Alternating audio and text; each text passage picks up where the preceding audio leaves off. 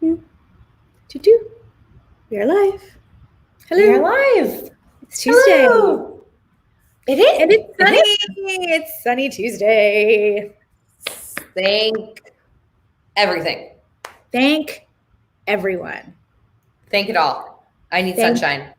All the things. Good morning, everyone. Hello. How are you?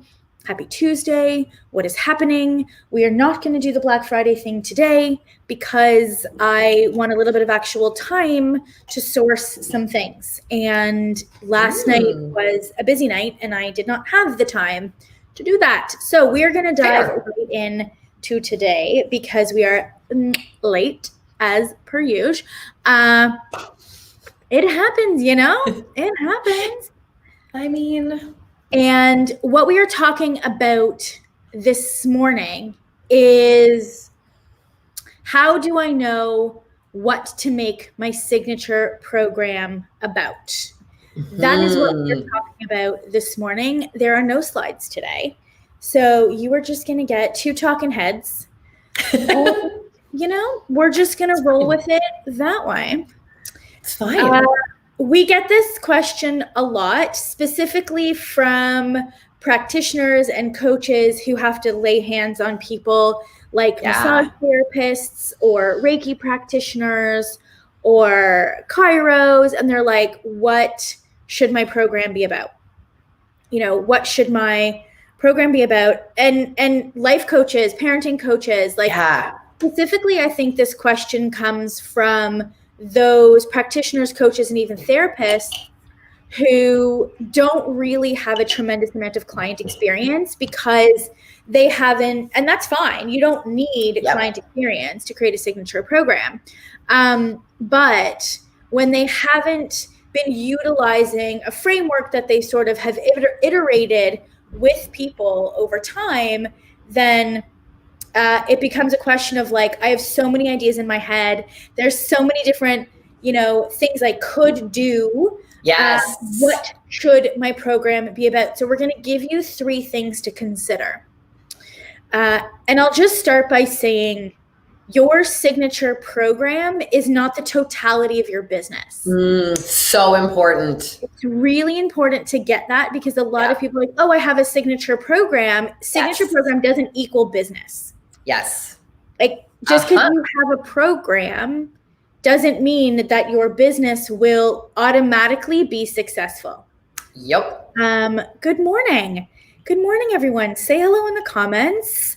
How are you doing today? What's going on? Let us know if you are someone who has an idea for a signature program and you maybe just haven't started it yet. Or if you have started it, what is your signature program about?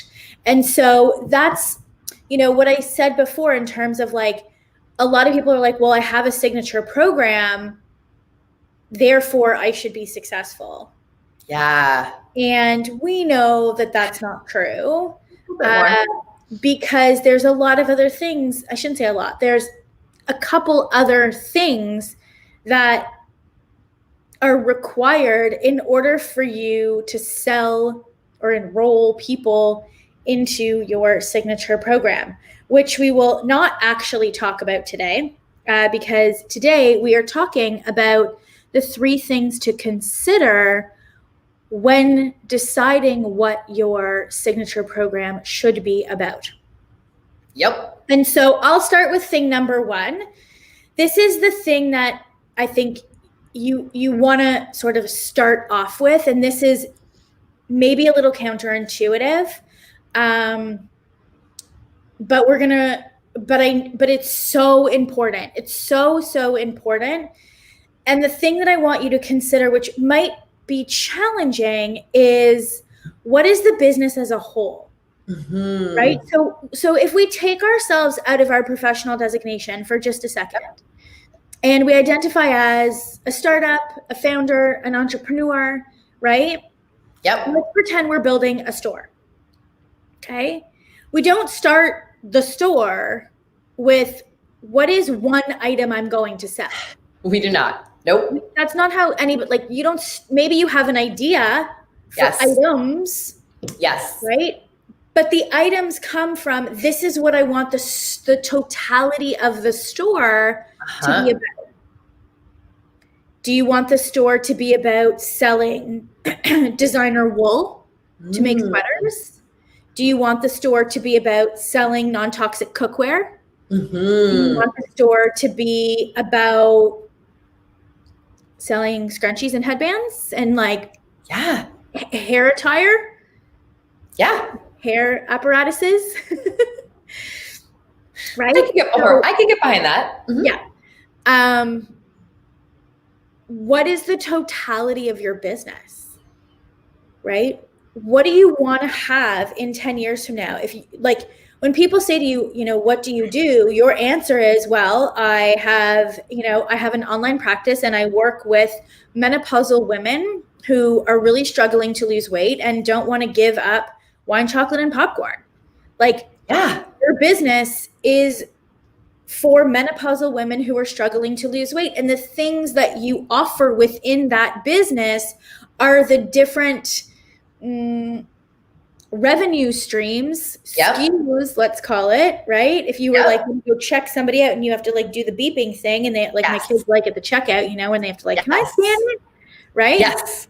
Like SKUs, right? That's what your business is. And so when you think about your program, I really want you to think about the totality of your business as a whole. What other things could you eventually offer? You know, what kind of business do you want to have? Yeah. Who do you want to walk through the door every day? Like, who is the person? Yeah, go ahead. Right?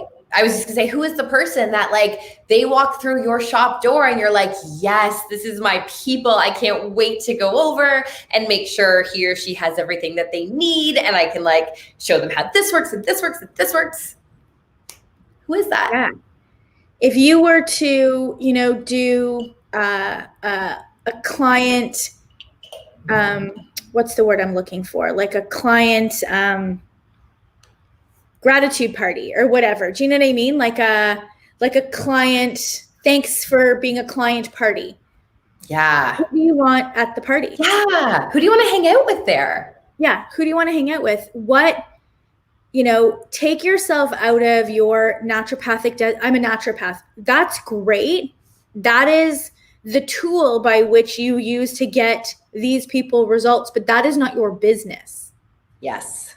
Right? Your business is made up of the brand that you are, the niche that you serve, the type of person that you most want to work with, the products or services that you offer, and your marketing and your sales process. That is what makes up your business. So your program or service is one part of the business. Now, when we're talking about what should your program be about, take a step back and say, well, you know, what do I want my business to be about? What is the topic that I really want my business to be about? What other things do I want to eventually have in my business? Yeah. Right? Do you want to sell supplements? Do you want to make a journal, like a I don't know, like a productivity journal? Do you want to make custom water bottles? Do you want to do your own toxic beauty stuff? Like, think past, I'm a health coach, I'm a life coach, right? That's thing to think about, number one. And then thing to think about, number two, is specific to your program. What has worked for you and or a loved one? Yeah. This is how you figure out SKU number one, right? This is SKU number one. If we go back to your store and all of the things in it, you have to start with something, which is going to be your first signature program. That's going to be your first offering and what people come into you for. So what is it? What's worked for you in the past, right? Was it, you know, that you desperately needed to lose weight and you found that a plant-based diet was the magic thing that worked for you, right? What's your thing? Yeah. Is it art therapy? Is it certain communication techniques with your children? Is it a type of meditation that you sort of modified and added your own flair to? Like, what is the thing that worked for you and or someone else that you can then extrapolate on and teach on and give action tasks on? And if somebody does those things, what is the outcome that they can expect from those things? Because at the end of the day, actually, I had somebody on my Instagram on my post, and she was saying that she had spent she was saying that she had spent like thousands of dollars. And it's really interesting. She had said she had spent thousands of dollars in programs and coaches, but yet no successful coaching business. And so I said, why? Like, what is your challenge? And she said, finding my ideal clients who want to invest in themselves. And I said, well, that's not what they want to invest in. Nope. Like, that's not how the ideal client thinks. They don't want to invest in themselves. Nope. They want to buy. They want to pay money, and a lot of it, to get a structured solution. Yes. Very different. Very, very different. Yeah. Like, they don't have the mindset at that point. They're not at that level of awareness to say, I'm doing this because I want to invest in myself. They don't. They want to kill the pain. Whatever that pain is, emotional pain, physical pain, spiritual pain, imagined pain, irrational pain. Like, there's something that's motivating them to ask you if you can help them. What is that? Yes. Yeah. Human beings don't change readily, right? We say this all the time, but I always come back to it because if you don't grasp this key concept, it's really, really hard to grasp the fact that you are selling a transformation. People don't just naturally want to be better. People don't just naturally want to eat healthy. People just don't naturally want to be, a better version of themselves. There's a reason. There's a reason that they want to do something. And it's because what they're doing now is making them feel like a bad person, a bad version of themselves. It's hurting them. They're unhappy. They're unsatisfied. They want something different. That's why they want to move forward. And the reality is that change occurs when the pain of staying the same is greater than the pain of change. Yes, because change is painful. Change it hurts. is painful. After you've gone through the change, you realize how positive it is. But during the actual change part, change is painful. And most people aren't going to just readily, be like, sure, I'll just overhaul my entire eating habits. No, it hurts. No problem. They have to be in a level of pain and want to kill that pain in order to be motivated to make the change. Yes. And so that has nothing to do with investing in themselves. That has to do with them investing in you and your solution. And so instilling confidence that you understand what their pain is and that you have a new way to solve their problem. And so when you think about what your signature program should be about, what pain can you kill for a person? Yeah. Is it the pain of having acne and the embarrassment? Is it weight loss? Is it,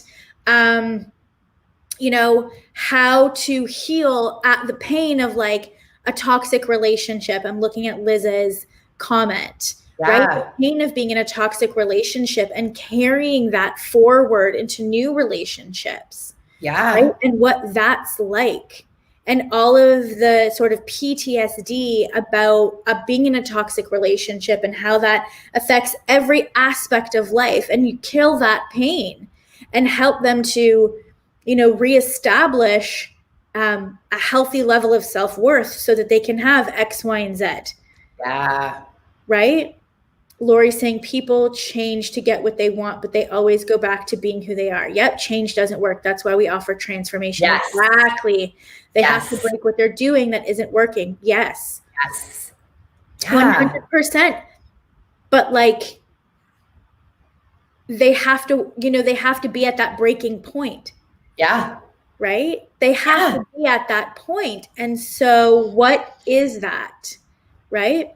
My pastor just used the same line in his sermon on Sunday. Yeah, the pain of staying the same versus the pain of changing.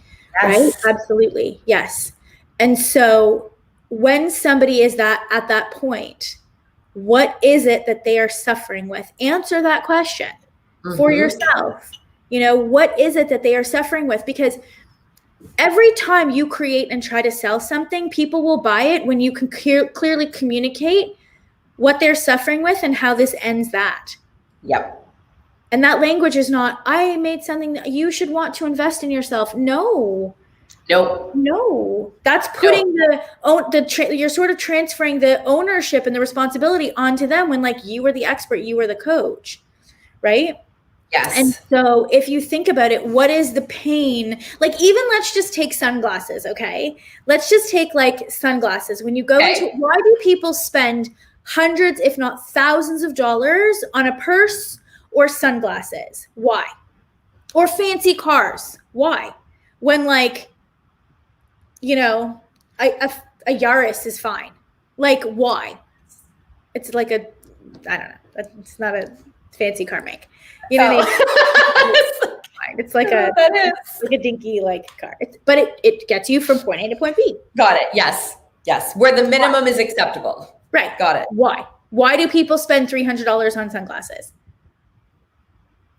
Are we waiting? Are we waiting?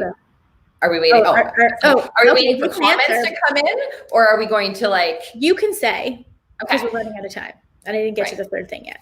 Okay, fine. So people are willing to do that because of status and their desire to move away from the pain of being here in their perception of status and moving up to here. It's painful when you don't have the status that you desire. And so therefore you invest in the things that give you status that kill the pain and make you feel like a better person. Yeah. So when I put on fancy sunglasses, I feel like a badass. Yeah. Did anything actually change? Nope. Nothing. It's your perception. It's the perception that the Ray-Ban or I don't even know what, because I don't have designer glasses. Yeah. But I thought about it for a hot minute and I was like, no, I need to manufacture that feeling on my own without an external thing. I am not the average person. So if we're talking about the average person, why do a Yaris? See, they knew. No disrespect if you have a Yaris, but I'm just saying like a Yaris versus a Tesla. Both get you to point A and point B. Right. There's a reason. Or like a Lincoln Navigator, like a Yaris and a Lincoln Navigator, like a Honda Civic, a two-door Honda Civic versus like a Navigator, right? Like they both work. So what's the difference? It's a feeling. It's feeling. It's a feeling of I'm better, I'm cooler, I'm more distinguished. It's a better feeling than the pain that they're in right now, which is low self-worth. And they might not be able to identify. And I'm not saying that people who drive a Yaris have low self-worth and or the people that drive the Lincoln Navigator have better self-worth. That's not what I'm saying. I'm just using it as the example. But like, I think that when it's helpful to think about these examples in that way, because it helps you to identify what somebody is thinking about when they look to you for a solution. They're looking for that feeling. That feeling of, am I going to feel cooler, better with the sunglasses on than I do with the sunglasses off? Mm-hmm. Am I going to get better, faster results going through this program or by doing it on my own? Yes. And so go ahead. I was just going to say, rarely would you have somebody try and sell a luxury high-end item using facts and figures. Nobody's selling a Tesla based on the color of the paint and the level of the tires and the V of the engine. And I don't even know what else you would buy. It's the feeling. You're buying a Tesla because of the feeling. It's the same thing. Yeah. you're buying into the cool kids club of like the people who have Teslas, the status, right? So it's the same thing when somebody is wanting to know, but they're buying two things. They're buying a stop feeling and they're buying a transformation feeling. What they're buying from you is your ability to get them to stop feeling the way that they feel and get them to feel the way that they want to feel. Yes. That's why someone would sell the Yaris and buy a Tesla. Yes.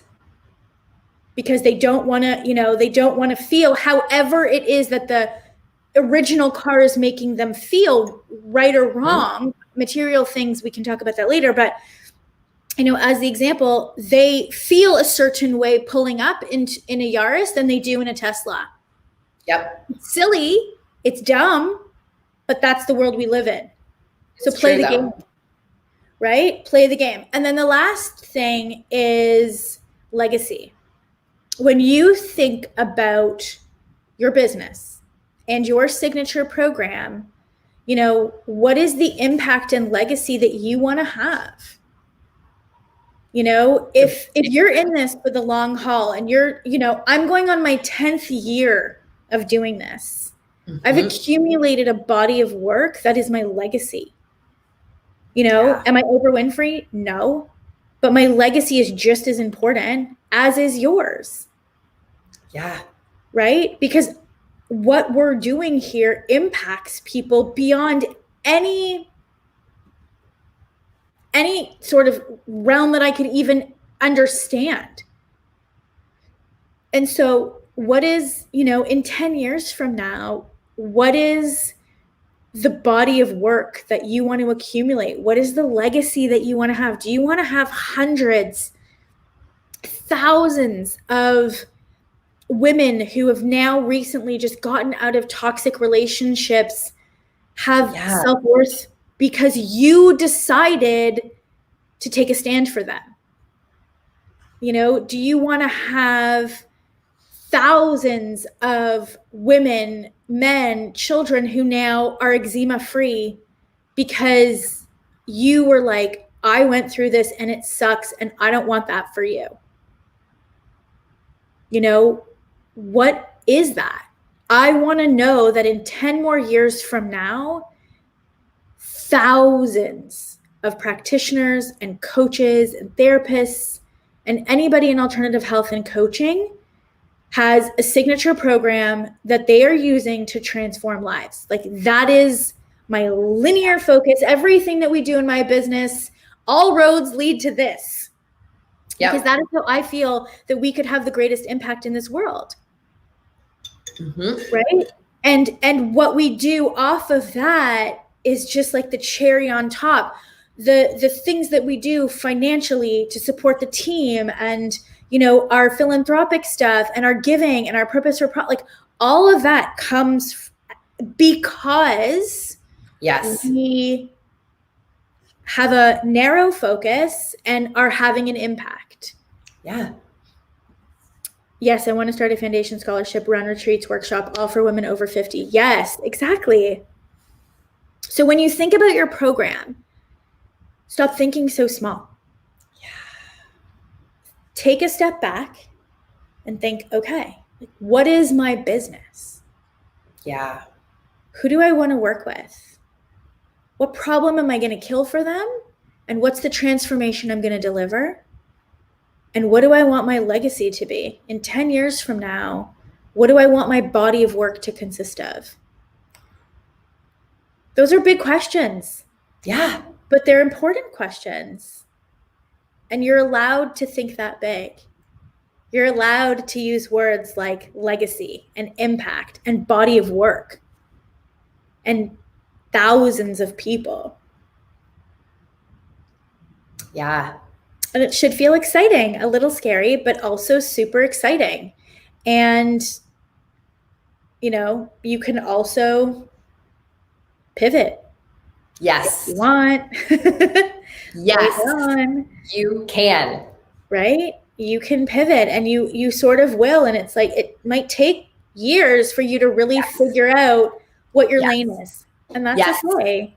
Yes. Just pick one to start. Don't paralyze yourself overthinking it to start. Pick. Yeah, absolutely. All right. Hope that was helpful. We will be back again tomorrow. Have a good day, everybody. Bye. Bye.